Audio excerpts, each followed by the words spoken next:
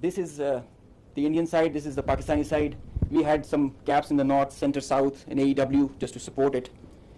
And the IF fighters started an initial build-up that was picked up from the north and the center across IB at 0010 hours. And by that time, PAF had initiated its response within 2 minutes. By 0012, our response was activated. The IF started to get their fighters get airborne in large numbers. By the time it has come to 12:30, we were pretty sure that this is going to be the day and the time to knock some sense into these guys once again. So we commenced our multi-domain operations, the pride and joy and the new concept of war that we have. This is the picture that's getting jumbled up. We have huge number of IF fighters that are stacked up in azimuth and vertical all across, and the PF DCA response is in position. The complete package, when it gets into shape, it is on 4 axes, and we perceive that they will have 4 incisions just to embroil.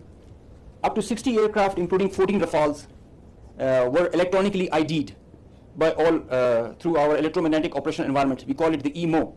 So by the time they were in air, we had sorted out and contracted all fighters and accounted for. The 60 number, that augmented to 72 through their scrambles that kept on coming just to reinforce and supplement and to saturate the air defense. They thought they could do that for the Pakistani ADG, air defense ground environment. The complete DCA package response by Pakistani side was also there. We had 42 high-tech aircraft on our side, and the strategy was to have force concentration in our selected AOR and fight at our own strength. PF fighters ensured Pakistan's air sovereignty, and because of that, we first rerouted all civilian traffic that was about to go from Lahore, Islamabad, in this area, because we thought that this is going to be the hot plate. So we wanted safety for all the civil airliners. When they had seen this kind of a strong defense on our side, they resorted to launching their air-to-ground weapons while being cis-frontier. And as soon as they had launched the weapons, we could ID that instantly. And the Chief of the Air Staff, as I mentioned, he was in the COC. He has been there for a couple of nights. I have seen him there. So when I said that he spearheaded and he led from the front, he really did that. And he changed the contract. We were given the rules of engagement first to deter.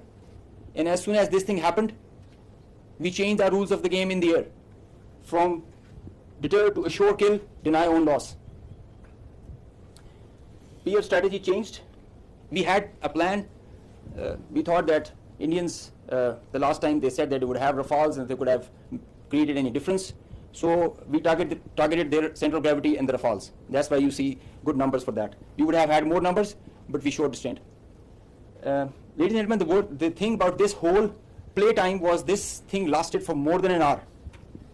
With so many large number of aircraft, so many large number of aircraft on both sides, with so many grinds, and the flow of the BVR, the modern warfare has changed so much that the long stick, the employment is if you don't shoot, you get shot.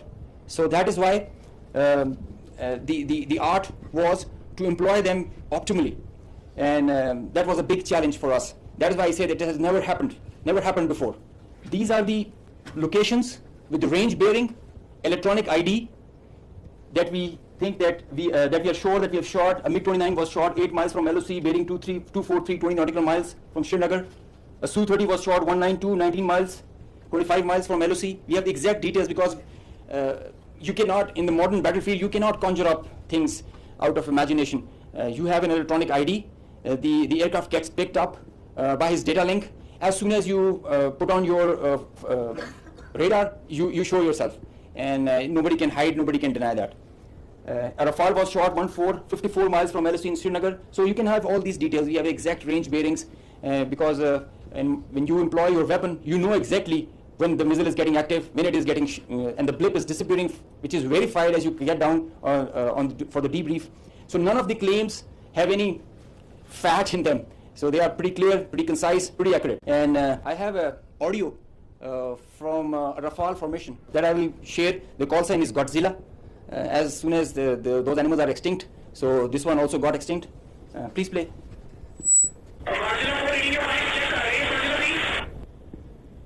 So he's asking whereabouts of his formation member.